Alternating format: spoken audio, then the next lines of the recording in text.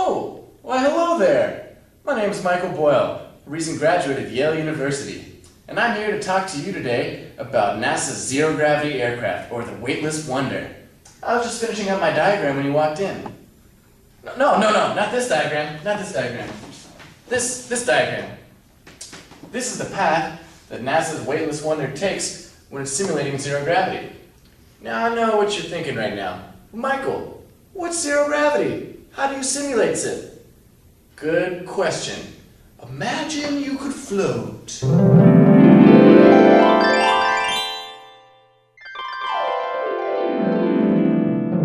all know what gravity is. It's the force pulling us down. If we drop something, it falls because of gravity. Even if we throw something really high, it'll eventually come down because of gravity. If we could create a zero-gravity environment, imagine that. There'd be nothing pulling you down, nothing making you fall. You could just push off the floor and float up into the air, or release an object right in front of you and have it levitate right in front of your eyes. Look here. Bloop.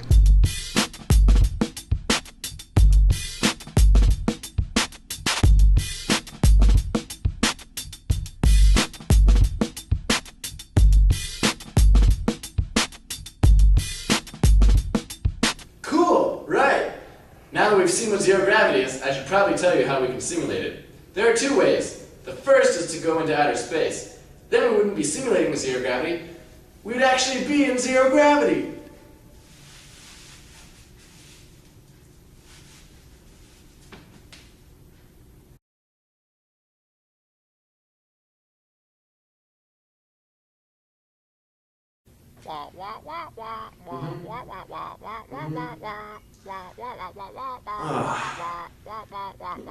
You mean I can't go into outer space? I've got my space helmet on. Okay, have a good day. Shucks. Well, they just told me that only astronauts can go out of outer space right now. And it's really expensive. Luckily, like I told you, there are two ways to simulate zero gravity. The first is going into outer space. The second is to fall. Now I know I just told you that you fall because of gravity, so maybe it doesn't make much sense that falling is a way to simulate zero gravity. But let me explain. Consider these balls. Now if I drop these balls at the same time, they will fall together. Okay, let's see that again, but slower. Still too fast? Let's slow it down some more.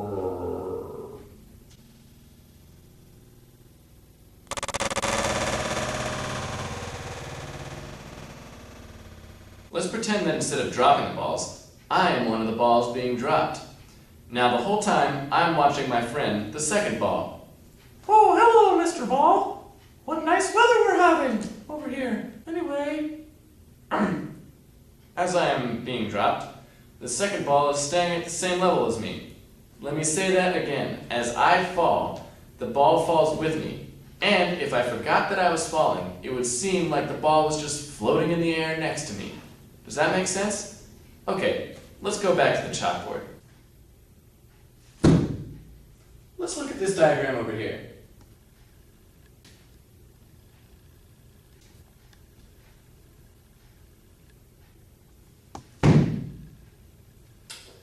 Now, I wouldn't recommend jumping off your couch to simulate zero gravity. There are a few problems with that. First of all, you're going to hit the ground before you have any fun. Second, the air pushes against you as you fall. Imagine diving into a pool. Once you're in the water, you move more slowly because the water is pushing against you. For another example, consider this tissue and this ball. If I drop them at the same time, the ball will fall faster than the tissue because more air is pushing against the tissue than the ball. Remember, whenever you do science, wear the appropriate safety equipment.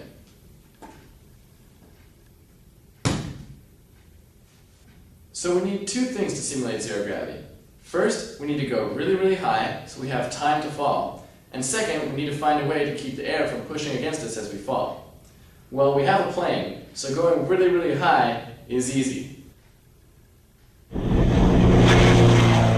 But to keep the air from pushing against us as we fall, we're going to have some more examples. Imagine you're in a car moving down the road. When you're inside the car, you don't feel the push of any air against you. But if you stick your hand out the window, you can feel the rush of the air push your hand back. When you bring your hand back inside and roll up the window, that push goes away. The reason is because the air inside the car is moving at the same speed as you. So if you forget that you're in a moving car, it seems like the air is staying still, just as it does in an empty room. So, if we want to get rid of the push of the air, we just have to get the air to go at the same speed as us. So let's go back to this plane. We make it fly really high so that we have a lot of time to fall. And then, since we're inside of it, we don't feel the air pushing against us as we fall, because the air in the plane is moving at the same speed as us, the same way the air in the car was. So the airplane flies really high, and then goes into what's called free fall, where it stops trying to push against gravity. Gravity pulls it down as fast as it can. Inside the plane, everything is falling as fast as gravity can make it, but it's all falling together, so everything looks weightless. Now, this may sound a little scary. You're in a falling plane. But don't worry, there are professional pilots who are in control, and they know what they're doing. Once you get close enough to the ground, the pilots will pull up and the plane will come out of the dive. This means that your zero gravity time is over and gravity comes back. Now to get back really high so that the plane can do another free fall dive, the plane has to go really fast up. You know how you feel pushed back in your seat when the car speeds up? The same thing happens in the plane. The only difference is that while you may feel a little push in your car, you feel a really big push in the plane. In fact, you feel twice as heavy as you do normally. This makes it nearly impossible to push off the ground. It's really easy to simulate on Earth. Just have someone sit on top of you. Sid, can you get off me? Just a moment. Just a moment. I was just looking at this cool treehouse you drew. Sid, I'm trying to tell them about NASA's zero-gravity plane. Oh, sorry guys. This is Dr. Sidney Kahn of the Yale University Physics Department. He's cool and lets us call him Sid. He helps us out with our experiments and he even flew on the plane with us in zero gravity. Hi. Well, now that we've talked about zero gravity and how you can simulate it, it's important to know that it's not all just fun and games. Actually, we use zero gravity to do a lot of science. For example, our project was to look at the long-term effects of spaceflight on astronauts. More specifically, how cancer develops in zero gravity. This is important for NASA's long-term mission of putting astronauts in space for long-duration missions. I think that's about all the time we have today, but thanks for stopping by, and I hope you learned something. Bye-bye! Bye.